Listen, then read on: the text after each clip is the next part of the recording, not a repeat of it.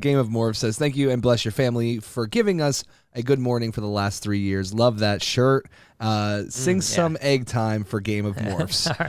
Egg time. Egg time.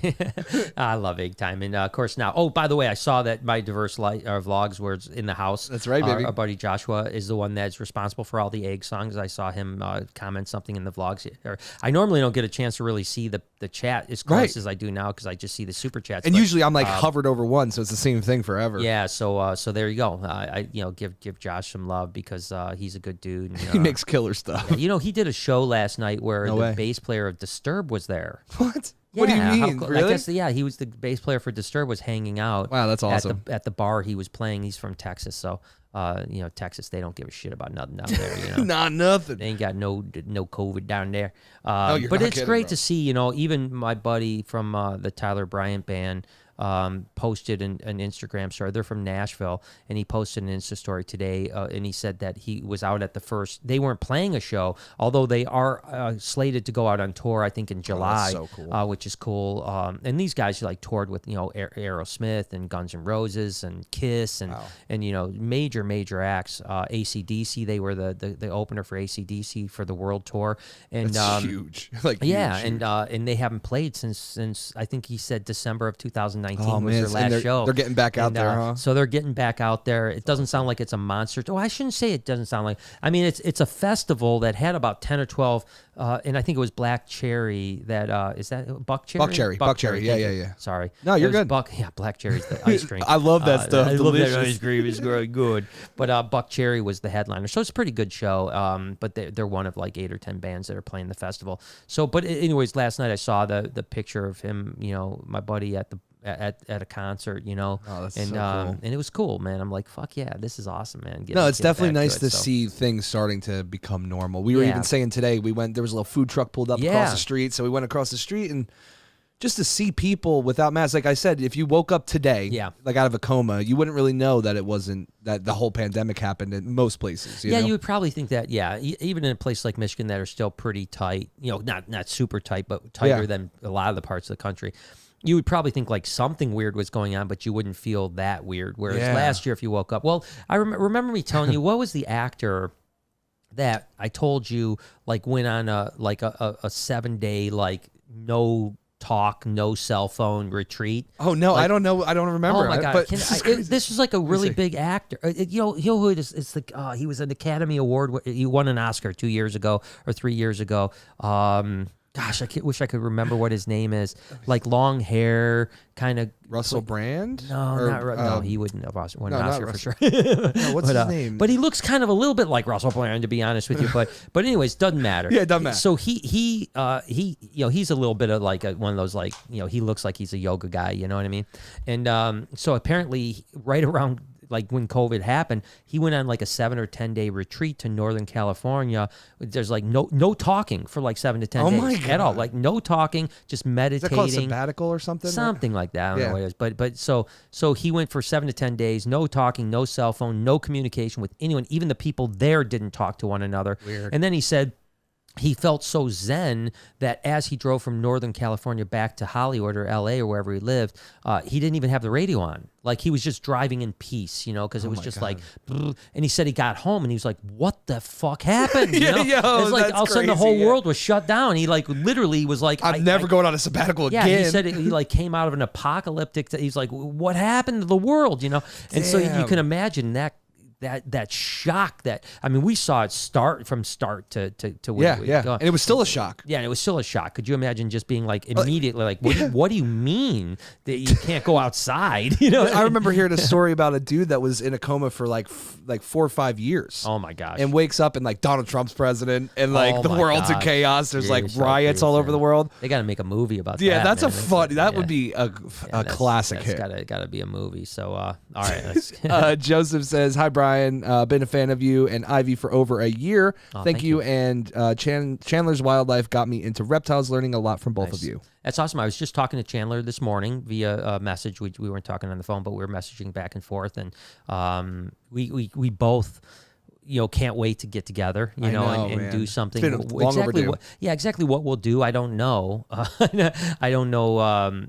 He had an idea like a year ago of something for us to do that just can't really happen at this moment. But he wanted to do something like that was really outlandish. That's like no one will ever think that me and you are going to do our first collab doing this. Oh, that's awesome. And it was a great idea. It's just not going to happen right now. But maybe sometime down the road. But in the meantime, I know we're going to Florida in July, the middle part of July, and we'll definitely meet up with Chandler.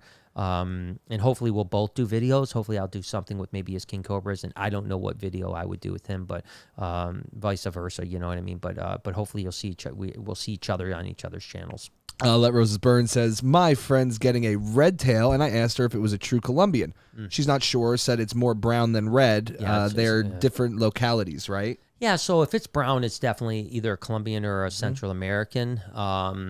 Most likely a Colombian, if they call it a red tail, because most people don't call red tails Central Americans very often, whereas a lot of people do call Colombians red tails. In actuality, Colombians are common boas. They're not really red tail boas. Red tail boas are constrictor, which is the more pure species. And then, of course, there's a whole, there's Suriname and Guyana and Brazilian and Peruvian, all kinds of different stuff like that. Whereas the Colombians are actually constrictor imperator, and they're the more brown, still all beautiful snakes. They all look very similar. It's just that the true red tails have that really burgundy red tail that a Colombian doesn't have. Yeah, it's almost like if this is going to be a funny one, but Chrysler 300, it's like a baller car until you're next to a baller car. You know what I'm saying? And it's like you're like, okay, they're both beautiful, but you could see the difference. And the true red tails are quite a bit more expensive. Yes. So chances are pretty good that your friend is getting a Colombian.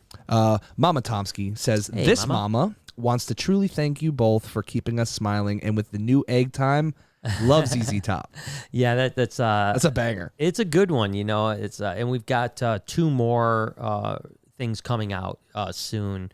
That Josh hooked us up on. So get ready. I actually listened to him just briefly yesterday. It's just been like the last day and a half or so has been a blur. There's been a lot going on, and it's been a little bit hard to even get on top of. But we'll be rolling those guys out here soon too. So just having fun, guys. I think that it's important to not take yourself too seriously. That's right.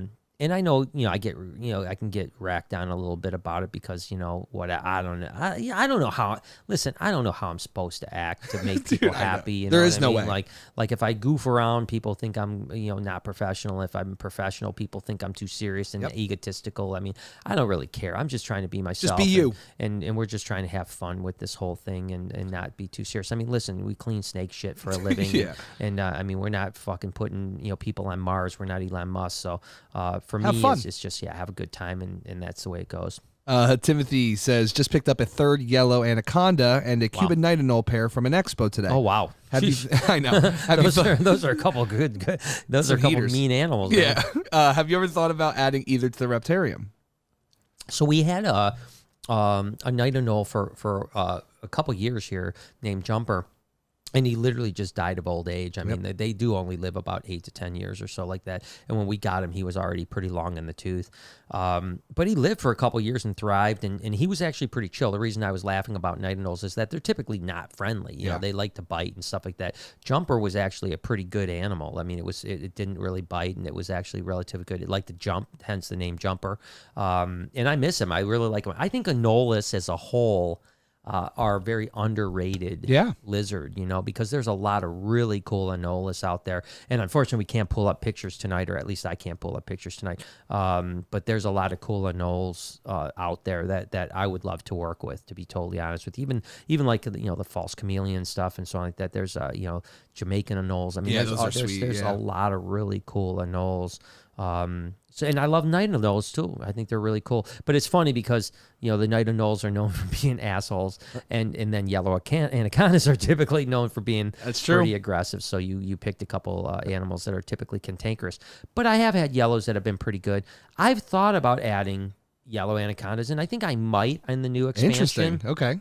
I could see myself doing it. They stay smaller, so you don't need as big of an enclosure, but you can still do a really cool water feature. I think one of the things I'll do a lot of in this new expansion is a lot of water stuff. Yeah. I really want to do a lot of water stuff.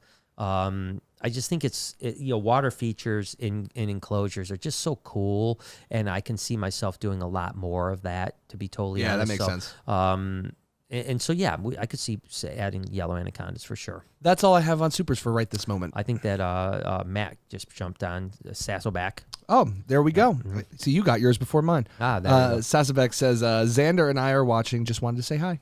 Hey, I actually was talking to Matt just before I got to the Reptarium today. Oh, sweet. So yeah, it's crazy to think that Xander is I remember when he was born, and he's now I'm seeing pictures of him as older. I'm like, oh my gosh, it's like, that's crazy, huh? Yeah, it's because me and Matt have been friends for many years, so it's good. But back to a couple other things here. First off, I wanted to jump into this as you guys if you guys have any other super chats, hit me up. But these two books here kind of go back to I always talk about like legends of reptiles and the history of reptiles, and I'm very fortunate that as a guy that's been in it for 30 something years that I've been through this all. I've seen it and I've lived it, right? And that's one of the things I like to share with people is that experience that I've had with this stuff. Well, my buddy Russ Gurley sent me these books. It's actually a set. And one is called Bert Langenwerf, which is the articles 1971 to 2008, and this is volume 2. Volume 1 is actually The Lizard Man, The Life and Adventures of Bert Langenwerf. And for those of you guys don't know, obviously Bert passed away in 2009, but he was a very eccentric lizard keeper, but really legendary. I mean, like, it's a shame that probably so many people don't know who Bert Langenworth is. And he literally, I mean, you could go through this book, and I'm just paging through this book, and it is crazy. You guys got to pick this book up. I mean, literally, again, Lizard Man by Russ Gurley and Bert Langenworth. It comes in a set of 2. I think you can buy them separately, possibly, but I'd buy the set of 2. It's phenomenal. I mean, I've just been paging through it. I have not had a chance to read it yet, but I absolutely will enjoy reading this because it's unbelievable. And some of the pictures in here, are just crazy. This guy would go around and he would sometimes even garbage pick screen doors and so cool windows and stuff like that. And then he would build enclosures into the side of the hills of his property. And he so kept, cool, I mean, he bred all kinds of really, really hard to breed lizards, or at least uncommon lizards, when no one else was breeding them. Literally all the jeweled lacerdas and melanistic lacerdas. Wow. And false chameleons and agamids, all kinds of different agamid stuff that, again, now you never even see them. And he was producing them by the hundreds and hundreds of babies. And it was all outdoors.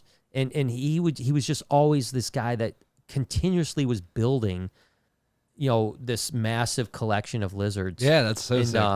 And it's really cool. So I wish if Bert was still around, he would definitely have been one of my guests on the Legends of Reptiles series that we hope we can launch at some point, because he was a legend. And I remember the handful of encounters that I had with Bert, just talking with him, and it was pretty crazy. You know what I mean? He was like European, maybe even Eastern European. I'm not sure exactly where he came from, but he still had a pretty good accent, but he was one of those hard working, no frills, didn't seem to want to take any credit for doing so much in the hobby, and it was definitely a huge loss when he passed away. And of course his collection of lizards, which was probably the most extensive collections of lizards quantity wise probably in the country, maybe in the world.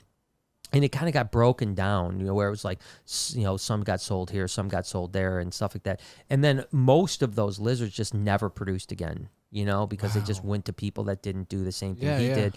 And so this is the story, and it's a huge, 2 huge volumes. I mean, they're, gosh, I don't even know. This is so cool, though. 571 pages, the first book, and the second book is 991 pages. So those are 2 impressive books to read. Yeah, Brian was showing me a little bit of it, yesterday, I think, right? Yeah. And awesome looking stuff. Now, did he sell his animals, or was he more just in it for just breeding them. Yeah, he did sell them, but I think listen, he was very eccentric. Yeah. And this was before this was really before the internet. Certainly, the internet was around when he passed away, but he was not on the internet. He didn't have a website or Facebook or anything like that. I think he probably wholesaled most of his stuff to, That's what it would seem people. Like, Again, I remember one of the encounters I had with him. We were set up at the Orlando show. This was before it moved to Daytona. And he was like right across from us. So we had this big booth, flashy booth, that had banners and lights and, all this crazy stuff that we used to do when we were set up. And then Bert literally had just this one 8-foot table with the tablecloth and like a bunch of stacked up 10-gallon aquariums with all these really cool lizards. I mean, like really cool lizards that probably the coolest lizards in the entire place. But I remember standing there, because I was right across from him the whole weekend, and like people would just walk by and like we didn't even stop to look at his stuff because it was just, there was no lights, there was no frills, it was just like him and his wife standing with a bunch of lizards, and and I don't think people even realized how cool of the stuff he had in those aquariums were, because they just thought he was probably a junk dealer or something like that, and here he was, one of the most iconic lizard guys in the world. Breeders, and I remember walking over many times during the weekend and just chit-chatting with him, and he was a really pleasant guy. Really passionate, very into it, and it was really cool, man. It was cool that was one of the times that we probably spent the most time that whole weekend, because we had time to chit chat, during when things were slow and stuff. And unfortunately, I never had a chance to go visit his place in person. It would have been a heck of a thing, but this, I'm so glad that Russ took the time to actually chronicle this guy, because he would have been lost, right? You're not wrong. He would have been lost, because I think 99% of people don't even know that he existed, and he was a true legend. And there's a lot of Bert Langenworths out there, and that's the thing I love about it. Guys like Frank Reedus that hardly anyone knows about, John Ruiz, who had the largest collection of reptiles for many, many years. Gary Sipperly, who's a guy that I am going to try to hunt down. I've heard you talk about him a lot. And bring on the podcast sometime, because he's a younger guy. He's not much older than me. And so he's probably, well within, like, let's do it. He's a good dude. And there's a few of the other guys like that I'd like to hunt down. I know that Ryan and Ben from R&B had Bob Applegate on like a Zoom. No way, really? That's cool. On one of those, and so I'd love to bring Bob out, because I think he is a character. Now, is that Applegate Gopher? Yeah, Applegate Gopher. That's so cool. There's Applegate Pyros. There's a whole bunch of stuff, and Bob is, I've known him since I was young. Obviously, he was a legend when I was a kid. Like when I got into start getting into breeding, he was the about as big as it got. He was in the top 3 biggest names in the business. And I met him when I was 18, and he always treated me really well, and I kind of known him ever since. But I haven't talked to him in years. He doesn't. I don't even know if he keeps any reptiles now, to be honest with you. He's probably in his 70s now. Oh, wow. I'm imagining. But it sounds like, I didn't see that podcast at R&B, but it sounds like he was, still as fiery as ever. And Bob was, he was a character. He was a firefighter.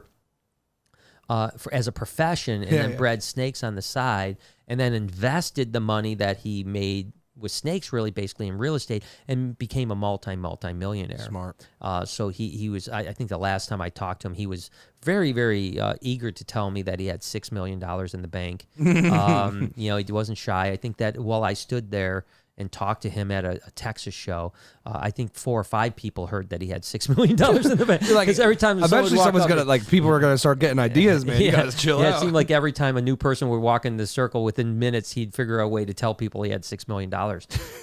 It was a kind of an interesting story. But at the same time, I was with my buddy Aaron Jones. Yeah. And how is he, by the way? I haven't seen him since like the first time I came up here. Yeah, so I talked to him. He's a photographer. He was our director of photography on Brian in the Wild in Africa. Right. And me and him have been friends since he was a kid. We actually, weirdly enough, I met Aaron, who lives locally. I met him at the Daytona show. No way, really? Florida. Yeah, down in Florida. He was like 12, 13 years old. His brother was maybe he was 14, his brother's 12, something like that. But his mom brought them there because they were reptile people, and then ultimately they were like, "Oh my God, you're from Detroit too." So, and then they ultimately ended up like volunteering for me for a while, and they both worked for me for a short period of time. So crazy. And then ultimately, Bob, his younger brother, is like some I don't even know, some huge doctor thing that is like. I don't even know what the name of what he does is, but it has to do. Or something. Well, no, he's like he's like a. No, he does research, right? Yeah, he's like a research oncologist. Yeah, he's like a but yeah, I don't think it's actually an oncologist because even though he does cancer stuff, he does like a clinical trial. Doctor. Yeah, like experimental treatments, so, right? But which takes like I think he's still in school and he's like 40 something years old. Yep. And he's still in school. It'll do it. So I mean that's how long it takes to get the position. But he's working while he's in school. But he's been working like he worked at the Dana-Carver Cancer Center for a number of years and stuff like that. So he's been working for years and years, but he's still in school. And then of course Aaron actually is part owner of a production company that does big like Ford Motor Company and stuff like that, ads and stuff like that. But so he's doing well. He's going to be in Florida with us. Get out, really? Yeah, he's coming down to Florida. Oh, that's so awesome. That'll be great. Glad. But so Aaron was with us that night with Bob Applegate, and afterwards, I didn't even realize this. As Bob and by the way, I hope Bob doesn't listen to this because he'd be like, "Fuck Brian, I'm not going on. I ain't going on your stupid podcast. Going on your stupid podcast." No, I love Bob, I really do. But it was funny. Aaron told me afterwards that as he was like boasting about being so wealthy and stuff like that, that the whole night he was taking beers from Aaron. Yeah, dude. And then get this. When Aaron's beers ran out from his cooler, Bob went and got a 6-pack, but didn't share them with anybody. That's how you stay rich right there. Listen, that's how you make money, people. He only kept those 6 beers for himself. It was one per each million in his bank account. Yeah. So, but he'll be a fun guy to have on for sure. Damn, son. Can we rail this in?